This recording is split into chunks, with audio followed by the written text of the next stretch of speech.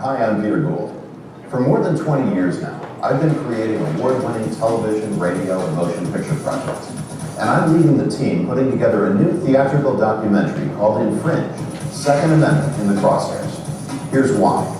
If I could have gotten 51 votes in the Senate of the United States for an outright ban, picking up every one of them, Mr. and Mrs. America, turn them all in, I would have done it. The horrible shootings on the Virginia Tech campus, 22 people killed. More guns very simply lead to more violence. Shooting at Century Theater, 14 somebody shooting in the auditorium. We need to do this every day of the week and just really brainwash people into thinking about guns in a vastly different way.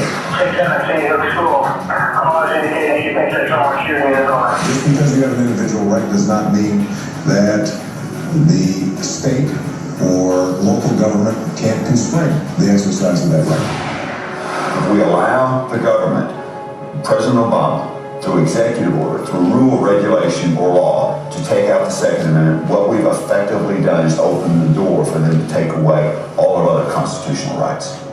The language of the Second Amendment is so simple. The right of the people to keep and bear arms shall not be infringed. Well, we're the people. Keeping, as in owning or storing in your house, and bearing, as in carrying with you when you go out of your house. How simple can you get? And yet somehow, some of today's ruling class want to revoke that right. You've probably heard the term low information voter. Those are people who form opinions based on their emotions instead of on facts. A lot of them have been misled because they've been fed so much misinformation by the media that they don't even know there's a whole other side to the gun rights issue. This movie can change that because there is another side, and it can be presented so compellingly that it can make people start to question what they've been told. An oppressive government was what sparked the American Revolution more than 200 years ago. That's why passage of the Bill of Rights, 10 amendments to the Constitution guaranteeing individual liberties, was so important to the founders. Most people in the country today aren't even taught the rationale behind the Bill of Rights, why it was passed, and the importance of preserving each one of those rights. We have to decide whether the Bill of Rights, including the Second Amendment, is something given to us by our Creator, and we have those rights from birth and they're immune to government intrusion, or if those rights are created and bestowed upon us by government. Because if they are, then not just Second Amendment rights can be taken away, but every single one of the others. As a director, when I think of the word infringed, I usually think of copyright infringement, which involves stealing a right that belongs to somebody else. So when I hear anyone from a citizen to a politician say, I support the Second Amendment, but, after the but, here it comes, undermining the Second Amendment and stealing the rights that belong to the people. So many documentaries are nothing but a parade of talking heads. We don't want to do that. And we don't want to just do pans and scans of some artist's conception of what the passage of the Bill of Rights looked like. That won't engage the audience we're trying to reach. And it won't create the kind of understanding that can change the national dialogue. What we want to do is bring it to life, to take you there, using actors in period costumes and settings to recreate just what happened, and using the actual words of the Founding Fathers to show you why.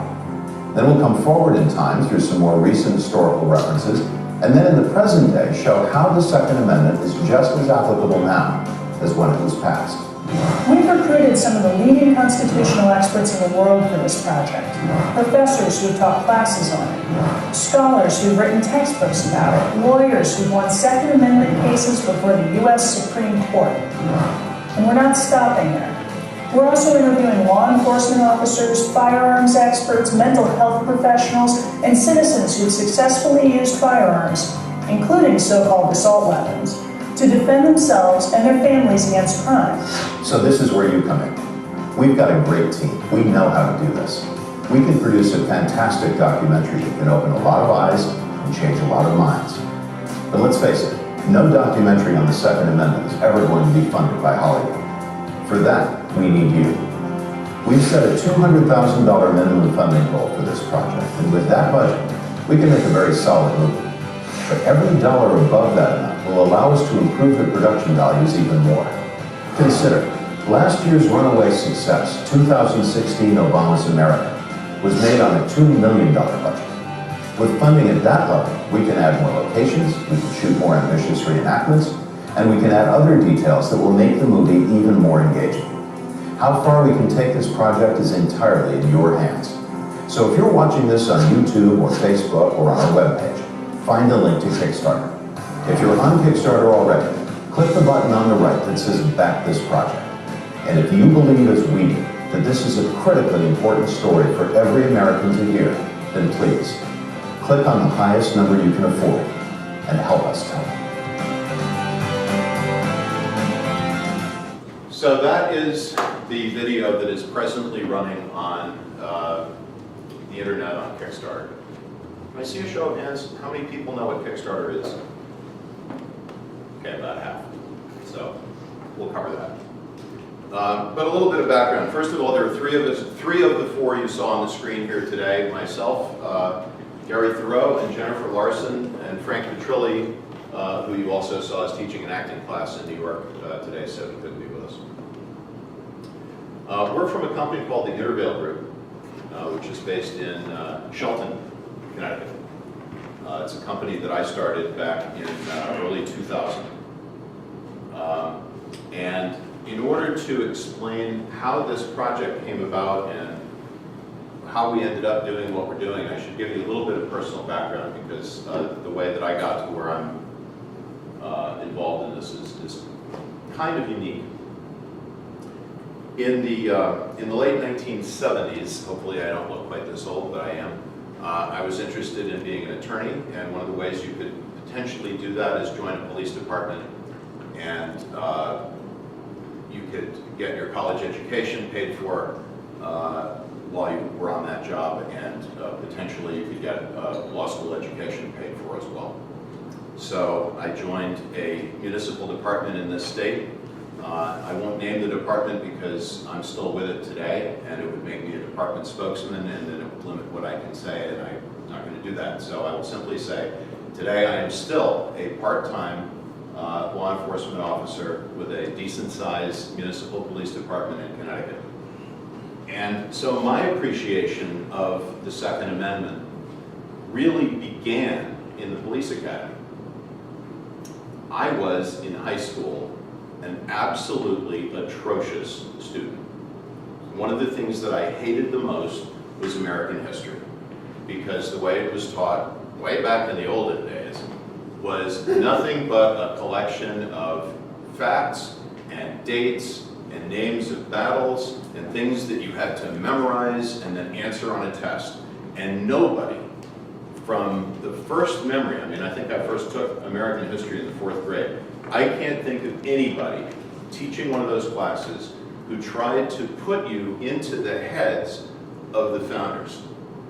What it was like to imagine that you're part of a colony here and that you have no say in how your government is run because it's back in England.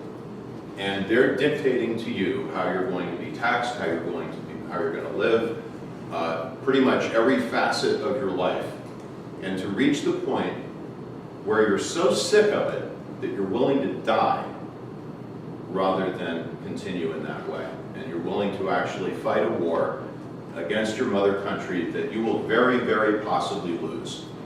And that they're going to kill every one of you that orchestrated this uprising, call it treason, and hang you in the public square. That there were people who were that motivated to make a change was something that I never appreciated.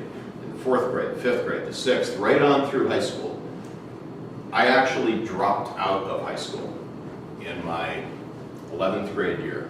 Went back a little while later, got a GED, ultimately went to college, got a bachelor's degree, but that was way later. I was wrecked for this stuff until I went to the police academy. Strange place to learn about the Constitution, but as you are finding out in pursuing a criminal justice program, in order to do the work, the criminal justice system, you have to understand what it's based on.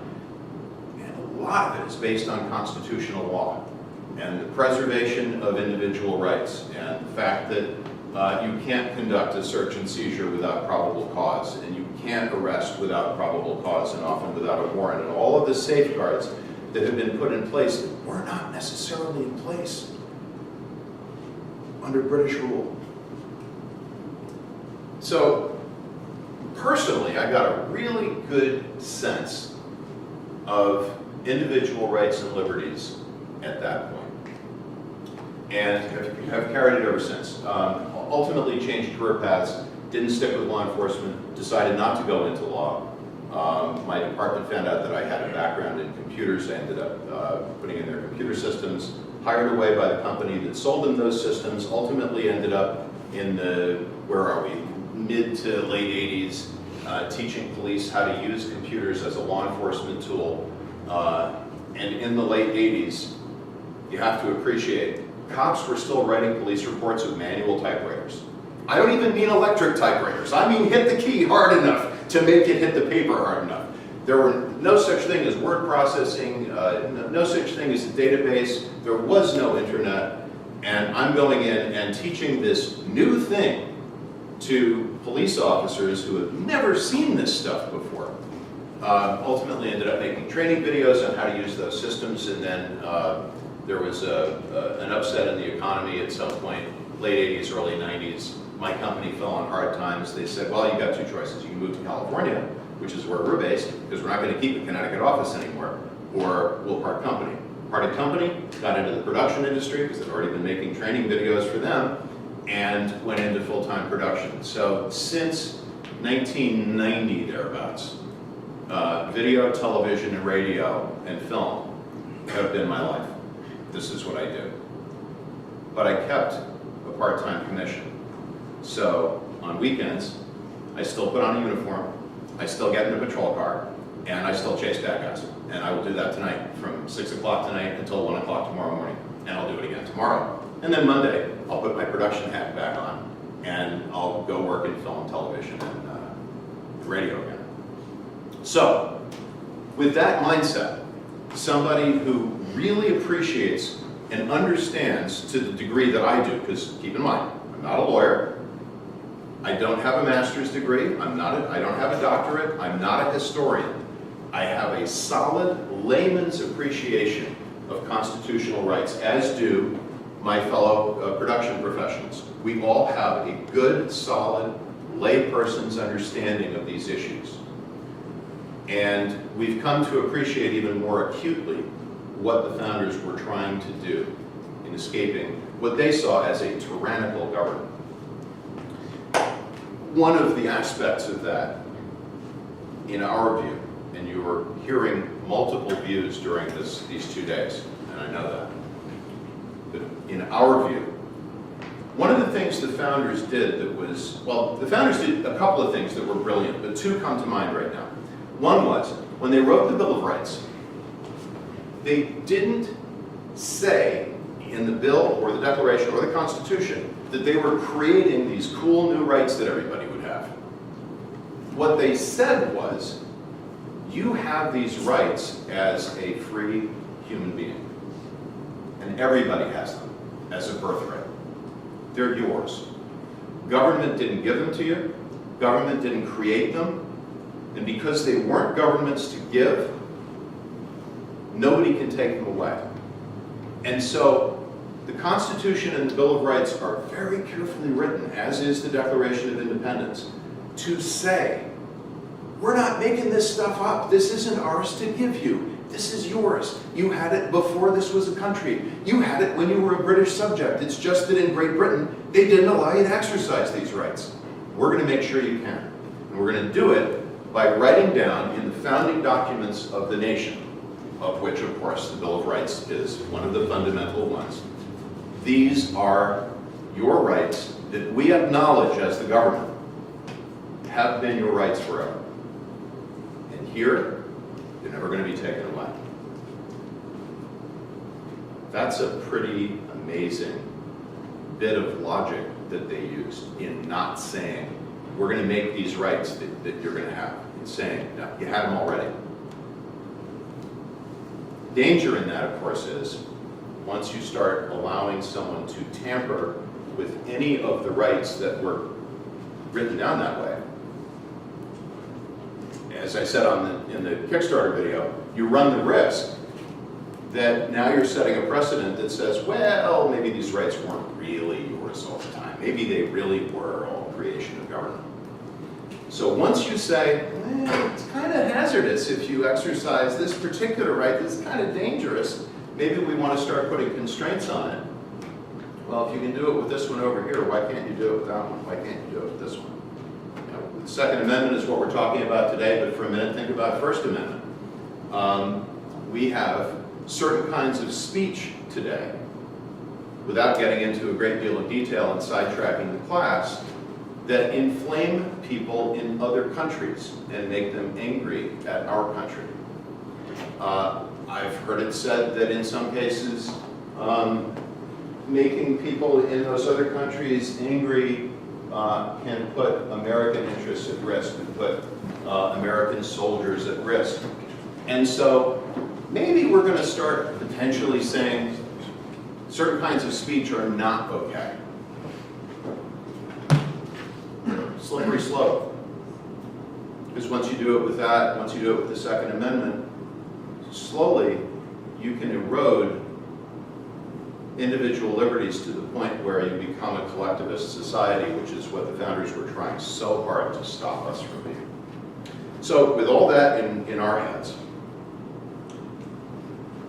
we were in our offices when Sandy Hook happened. And like everybody else, we were horrified. It's an unthinkably awful thing to imagine somebody just systematically executing children for no reason other than that the person is mentally ill and this is what they're going to do. We were just as horrified, almost. I mean, you can't really equate it. But we were just bowled over at watching what happened politically in response. There is a mindset among certain politicians. I'm sure you've heard the phrase, never let a good crisis go to waste. There is, in fact, a rule book that may or may not have been discussed in any other classes on how the anti-gun community can leverage incidents like this to change public opinion on guns. And the rules are pretty simple. Wait for a horrific tragedy, make sure that people's emotions are still raw, and just send that message home over and over and over again, because as Eric Holder was quoted as saying in the video, you just really have to brainwash people into thinking about guns in a completely different way. What that means is there is an almost hypnotic drumbeat about guns, and it all comes from one direction. There isn't real. There is a pro-gun community, and when you hear that phrase, you think, what, NRA, National Association for Gun Rights, Connecticut Carry, Connecticut Citizens Defense League, if you're in Connecticut, but if you're in North Dakota or something, it's going to be the big national Voices, Second Amendment Foundation. But if you watch what most of them do, and what they do is very important, I'm not taking away from it. Most of them do two things. They lobby to try to prevent bad law, anti-liberty, anti-gun rights law from being passed. They work very hard to do that. And they fight it when it does get passed. So as you're hearing in a current Connecticut case that's part of this course material, the state, under the governor's name, is being sued to block some of the implementation of the recent Connecticut laws that were passed so hastily in the wake of Sandy Hook. But they're tying all their resources up in doing that. So they're paying for lawsuits. They're paying for lobbying. Lobbying costs money. You have to hire lobbyists. They have to hang out either in Washington or in Hartford or wherever whatever legislature you're going after. And their resources are consumed in doing that. Meanwhile, what message is the public getting? Media wants. Media sends them And what's the media's position on this stuff? gun control. They want gone. Anybody have a theory on why? Mainstream media does seem to have a pretty unified position on this, and it doesn't seem to run in favor usually of the Second Amendment and gun rights. Anyone have a theory on why that is? What they're paid for, their financing. The conglomerate, people own conglomerate companies. Right, That own that's one. most mainstream media outlets. That's their agenda. They sign a paycheck, that's what they're supposed to do. And that's a very important point. So big mainstream media, the major television networks, the major radio networks, even the big newspapers tend to be centrally owned, and a few voices determine what their message is. There's a great book that's just come out by a Washington Times reporter named Emily Miller called Emily Got Her Gun, but Obama's Trying to Take Yours. Ms. Miller is a Washington Times, she is the lead opinion columnist for the Washington Times. And she has some fabulous stuff on why she thinks the mainstream media, of which she is a part, takes this attitude. And another issue, in addition to the centralized ownership, is mainstream media outlets tend to be in the major cities.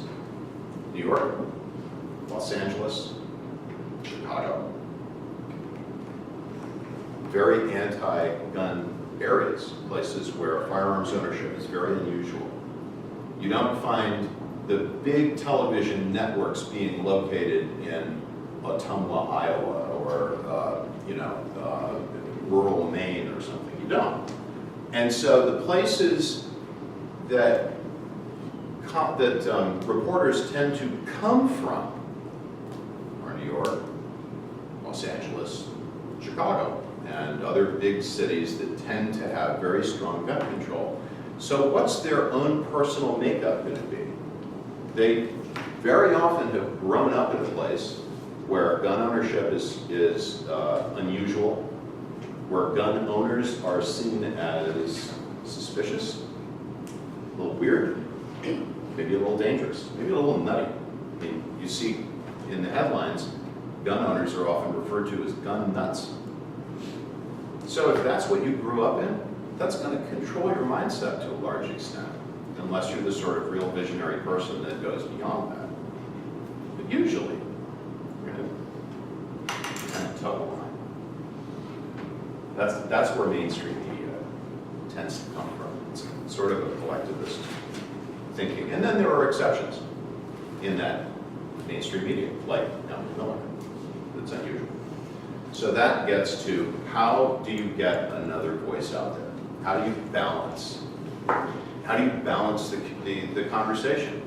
And we came up with the idea of making a feature-length documentary on the Second Amendment that is not rabid, sword-rattling, you're not going to take our guns kind of thing, because that doesn't accomplish anything. What we decided we were going to do was to find the leading constitutional scholars in the country, the people who have written entire textbooks about the Second Amendment, or have researched the lives of the people who wrote it, figured out their individual personal backgrounds and what motivated them. And so, what does the Second Amendment mean? Because you've heard all the arguments about it. What do we mean when we say a well-regulated militia, and how does that impact the right of the people to keep and bear arms, and how does that all interrelate? And of course, part of the problem is words change meaning over 200 years. The phrase well-regulated, when it was written in the late 1700s, did not mean what the phrase well-regulated means in 2013. It does not. Words change. Meanings change. They shift. 200 years is an awfully long time for language. Language tends to shift. So, as the lawyers will tell you, if a law is not clear as to its plain meaning, you start going into what was the legislative intent behind that law. And this is where you get to the underpinnings of the Second Amendment. We're now talking about the lawyers who will argue a case like Heller or McDonald. Some of the panel that we recruited to be in this picture are the lawyers who argued Heller and McDonald, are the lawyers whose research and writings were cited by the Supreme Court in those decisions, are the lawyers whose textbooks are used in law schools to teach the Second Amendment. So you'll take somebody like Steve Halbrook, who wrote a book called The Founders' Second Amendment back in, I think it was 2008. And The Founders' Second Amendment is a complete historical textbook on nothing but the Second Amendment. That's all it's about. And all the people who wrote it participated in its debate, where they were coming from in their approach to it, why those phrases were constructed the way they were constructed. Because mainstream America doesn't know this stuff. They know the law the way it's cited. They know the people who say, from my cold dead hands and all the rhetoric. They don't know what actually went into that or why it was written the way it was written. And so what we have is all this present day debate. And then you have all the people who have no idea what they're talking about. The politicians who will, I'm not going to remember the name, but the Colorado state legislator who infamously said, in explaining why banning high-capacity magazines will have an effect over time, and I'm pretty well quoting her, it's because magazines are ammunition. They're bullets. And the people who have them are going to shoot them. And they won't have them anymore. This is somebody who billed themselves as a leading authority within the Colorado legislature on the Second Amendment and gun rights, and doesn't know that a magazine is a device you put bullets in, and when you've emptied it, you put more bullets in it. And these are the people passing the laws. So the idea of the motion picture is cover the history in great detail, to the point where we're talking about actors in period costume portraying the founders and going into the debate over the Bill of Rights.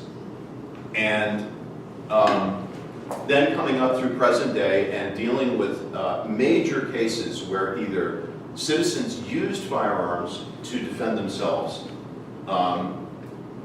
or conversely, would have if they could have, but obeyed the law and had a bad outcome. There's a woman named Nicole Goser, G-O-E-S-E-R, Nikki Goser, who wrote a book called Denied a Chance, How Gun Control Killed My Husband. Nikki and her husband ran a karaoke business in Tennessee. Tennessee state law says you can't have a firearm in a bar. If you run a karaoke business, you're probably going to be in a bar. And she left her gun, her handgun, that she was qualified to use, licensed to carry, in the glove box of her car.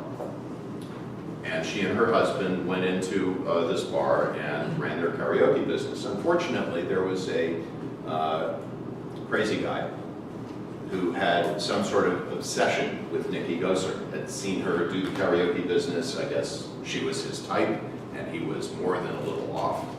And he saw her husband as a threat to the imaginary relationship that he didn't have with Nikki Goser. And he wasn't going to obey the Tennessee law because he's a crazy person. So he brought his .45 caliber semi-automatic handgun into the bar and shot Nikki's husband to death in front of her in the bar. She saw the incident happen. She saw him draw the gun. It was not fast. She had plenty of time to react. She is absolutely convinced that had she had her firearm on her, she could have stopped this man. But she was over here and he was way back there someplace, and there was no way she could run to him.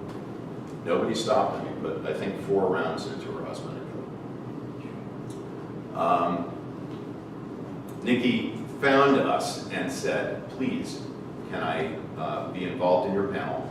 And can you shoot a recreation of this event? Because people have to know that gun control doesn't always do what it thinks that it's setting out to do. Sometimes the outcomes are bad. And there are lot of bad outcomes of laws that were intended to help people. But you don't hear it from the mainstream media. So from the independent perspective of filmmakers, our idea was, we can tell these stories. And if we tell them from some little film company in Shelton, Connecticut, where we're not working for the NRA, we're not working for the Second Amendment Foundation or the National Association for Gun Rights or any other big organization, in fact, we don't even take funding from them, then it's kind of hard to dismiss our message as propaganda from the firearms industry, which is what you usually hear when someone comes out with a pro-gun message. Because again, when the messages come out and they're pro-gun, who does it usually come from? NRA, NAGR, Second Amendment, within the state, Connecticut Carry, Citizens Defense League, and the other side of the issue, the folks who think that guns are horrible and gun owners are scary people, simply dismiss that as, well, it's the pro-gun lobby. We're not the pro-gun lobby. We're three here and one other Connecticut resident who all respect gun rights. Jen is a defensive tactics and firearms instructor and is directly affected by these laws because she can't carry some of the weapons that she's qualified to teach people to use them. This is the way they passed the law. Adjunct instructor at Smith & Wesson's Firearms Academy, can teach law enforcement, isn't one. And the only exemptions for law enforcement, there's no exemption for an instructor. Smith & Wesson's in Massachusetts, she can't own her gun here. How many guns are you qualified to train on, or what kind of equipment are you qualified to train on that you can't have here anymore based on what they... Well, full auto, but that's an issue in those. Well, full auto, yeah, that's kind of... AR would be a major... AR-15, and all the handguns that have what are now called high-capacity magazines. So these are unintended consequences. Here's someone who trains the good guys. Can't have the equipment.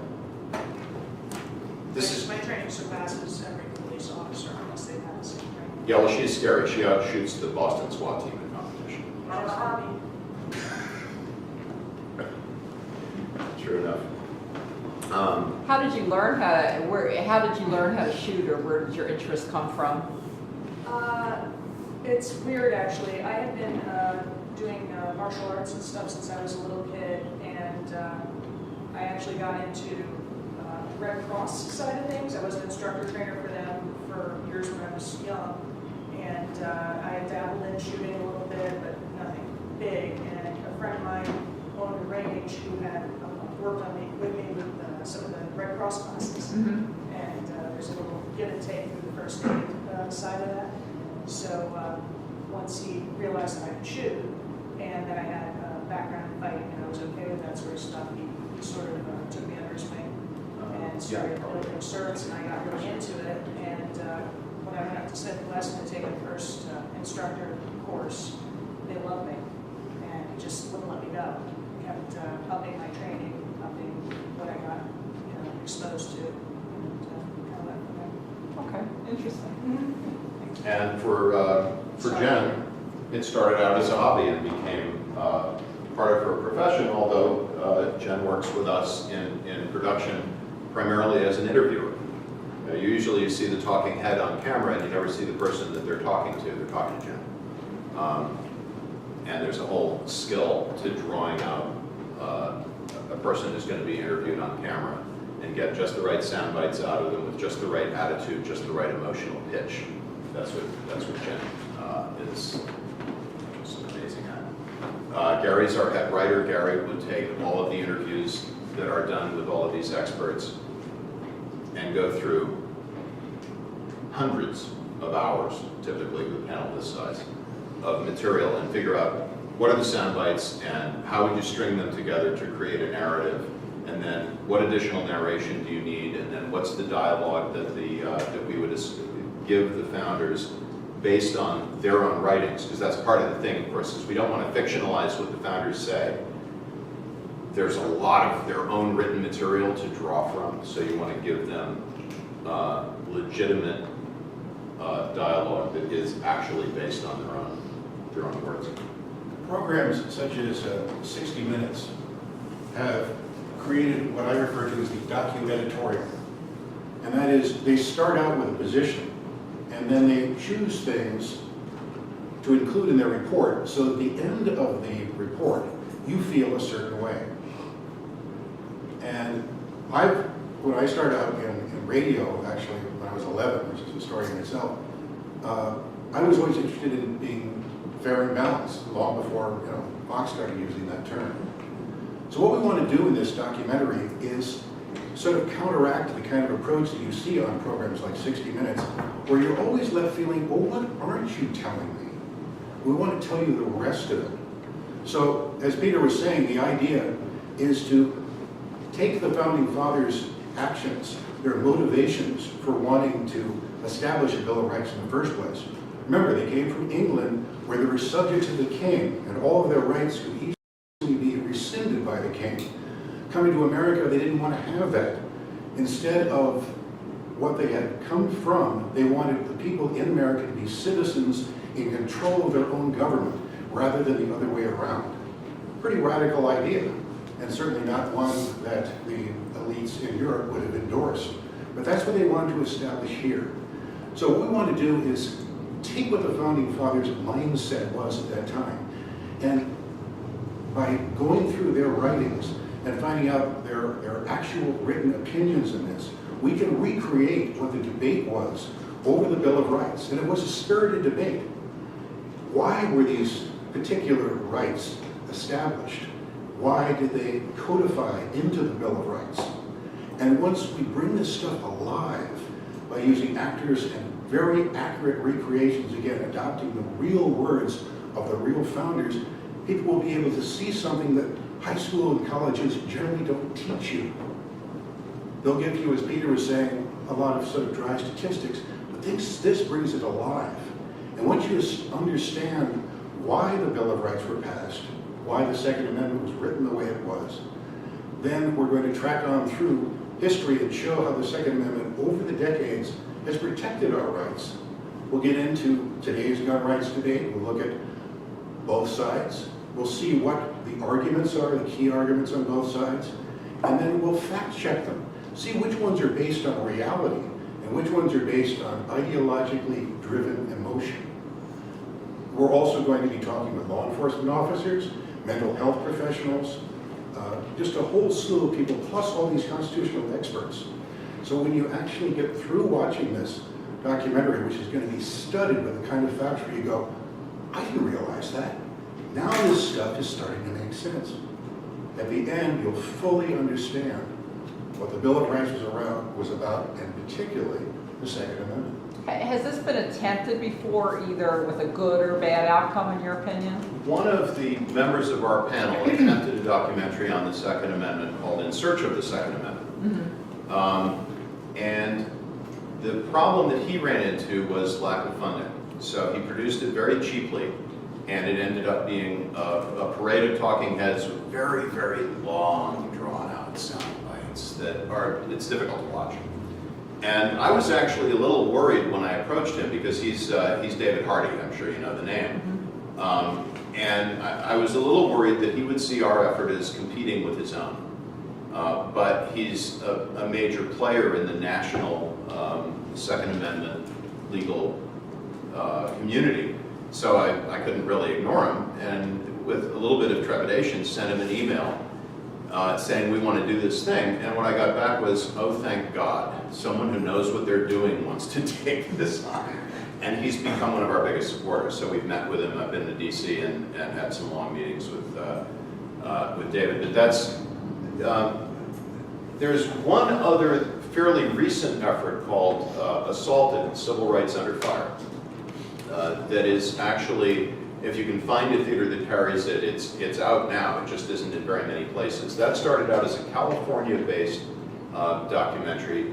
They were specifically making a documentary for television, for PBS, on gun rights in California, which of course is a very difficult place to think about owning or possessing a firearm. And then Aurora happened and Sandy Hook happened, and they said, gee, we can expand the scope. And they shot a little bit more material. They were already well into post-production. They shot a little bit more material and tried to do a national theatrical piece. The problem is it doesn't have any of the historical elements. It's all set present day. There are a couple of talking heads. I think Dave Cappella's in it, and he mentions a little bit of constitutional stuff. But it's a talking head on the screen, and it goes by like that, and you never really get it. The thing that we really wanted to do is to give it to you at a gut level, so you could get back to where these people were emotionally back in the late 1700s, where they've just won the Revolutionary War, going, oh my God, we've got our own country, and are trying to make sure that it lasts, and that it lasts with the ideals that they had. That was the big thing, and nobody's done that, and that's the issue. So that takes us to the issue of funding, which I'll cover fairly quickly because we're a little short on time. If you go ahead. What we wanted to do is to do this broad grassroots-based thing. So for only the last couple of years, there's been a service called Kickstarter. For those of you who have heard it, you know what it is. For those who have not, Kickstarter is a website where you can set up a project and seek public funding. You're not giving ownership. It's not like you're selling stock. You're not doing profit sharing. And somebody can put anywhere from $1 to $10,000 to help your project succeed. If you're making a product, like maybe you came up with a new kind of watch or new eyeglass frames that are really cool somehow or other, maybe by kicking in some amount of money, you'll actually get one of the product when it's finally released. If it's a movie, maybe you get a thank you in the credits. Maybe you get a walk-on role as an extra. Maybe you actually get a little part with a line in the movie. Depending on how much money you give, obviously you get more. So we start out with, you give us $5, we say thank you. You give us 10, you become part of a private blog that'll have little video snippets that are shot on location as we're making the film, and you basically become kind of part of the family while we're doing this, and you get updated all the way through. And I'm skipping because there are a lot of different. And this is a pitch that you give to the public at This large. is a pitch you give to the public. I'm not pitching you. I just want to clarify that, right? We're describing how this works. And every Kickstarter project has its own perks. So different movies have different approaches. If it's a movie star who's doing the thing, well, maybe you get dinner with them. And for their fan base, that's got a huge value. We're not movie stars, so it has less of the value. But maybe being the sergeant at arms in the Continental Congress and being on camera and having your 15 minutes of fame is worth something, and you'd like to do that, especially if you're trying to make a statement about the Second Amendment. So for the community we're trying to reach, our approach is fairly targeted. But the idea was to do this very broad-based grassroots approach. There are challenges to it, and we're working on those challenges. We may, in fact, have to do the fundraising project over again, because unless you have millions of dollars to put into marketing, just getting your message out to enough people to hear you takes a long time. We started a Facebook page months before the Kickstarter, got that up to a certain level, started the Kickstarter project. We're in the last week of it now. It's over on Thursday. So we either make our numbers or we don't. And if we don't, we'll run another approach to get it funded. Yeah, one important thing about Kickstarter to note is that it's a limited window of time. Yeah, they give you either 30 days or 60 days, or you can choose your limit, but 60 days the maximum, and they said most 60-day projects fail, so they recommend 30. So we've had enormous support in the pro-gun community to doing this. So for instance, a radio show like Armed American Radio, which is a nationally syndicated show, got us on. When we come back, we'll talk a little bit more about what the president said in that clip. Then we'll play some more with our guests, Peter Gould and Gary Thoreau. Infringed. So we've been doing show after show like this, back to back to back to back. This particular personality, Mark Walters of Armed American Radio has been hugely supportive, as you'll see from his reaction to this little blip. Local government can't constrain the exercise of that right. Oh, boy, oh, boy, oh, boy, okay. Let's go to Peter. Peter, that right there. So, this is how you do a grassroots approach. You get on every bit of media that will have you. We've been on Armed American Radio. We've been on Gun Talk with Tom Gresham. We've been on Kate Kruger Talking Guns, which airs out of Phoenix, Arizona. We've been on more podcasts than I can count. The 2A Today podcast, Well Armed Radio, which is a podcast that goes on and on and on. The reaction to this from the community has been absolutely wonderful. Absolutely wonderful. These folks, like this guy, has done everything that he can to get this project as publicly visible as possible. But it is a challenge when you have limited funding, up against multi-million-dollar campaigns, which are fed into the mainstream media. We have to work around that on a very limited budget. So ultimately, to kind of sum up where we are with this, mainstream media is funded literally with billions of dollars. It represents relatively few voices. You nailed that. That's centrally located, centrally managed, and you hear pretty much a central voice. Just looking realistically, I understand what you're trying to do about not taking funding from groups like the NRA, but the critical direct opponents, funding. They're gonna nail you as being under that same blanket and mindset anyway. I mean, fight fire with fire. Don't take a knife to a gunfight. Get as much funding as you can from groups like that. And we may end up resorting to that if the grassroots approach doesn't work. But it's a fallback. It's a secondary. Even if they stick with saying the grassroots, they're going to say, "Oh, you're Tea Party crazy asses." Right. They're going to slur you one way or the other. Well, let me interject this in. Please do. For example, David Coppell, who you mentioned, he's a very well-respected professor who writes about the Second Amendment, along with Stephen Holbrook, who you mentioned. I showed the students his book yesterday that he wrote. And one of many, and more law review articles, the law journal articles that you can count. Exactly, and they've been at it. Stephen Holbrook's been at it for 40 years, you know, since the 70s and probably earlier. And I know that I've been down to Virginia for the National Rifle Association Civil Rights Defense Fund, looking for funding, applying for funding for some of my cases. And David Coppell's been there. He's been there when I've been there, asking for funding. And I imagine there are people who say, well, he takes funding from the NRA, perhaps that affects his credibility, but I think people would say that anyway. I think that's a good point, and he does take funding from them, and I don't think for most people it's hurt him. Right. Yeah. There's also front doors and back doors to get funding. Exactly. And there's one way to get a big bulletin that says NRA funded this, and then there's other ways to get angels that are unnamed, that might have association. That are perhaps NRA members. Yeah. Right. And one of the other realities of what we're doing is that even if we don't end up with a full grassroots approach funding the project, the effort has gotten this a level of national visibility that it otherwise never would have had. If all it had was a Facebook page and we weren't actively out there doing what we're doing, Mark Walters would have never had us on his show. Neither would Tom Gresham. And then the people who listen to those shows, or in this case, see the video version of the show, would never have been aware of this project. So it's entirely possible that simply by doing this, we become visible to people who might help fund the project, even from within some of those organizations, because as I'm sure you know, they tend to be relatively insular. You can't really call up the NRA and say, we're making a pro Second Amendment movie, would you like to give us money? That doesn't.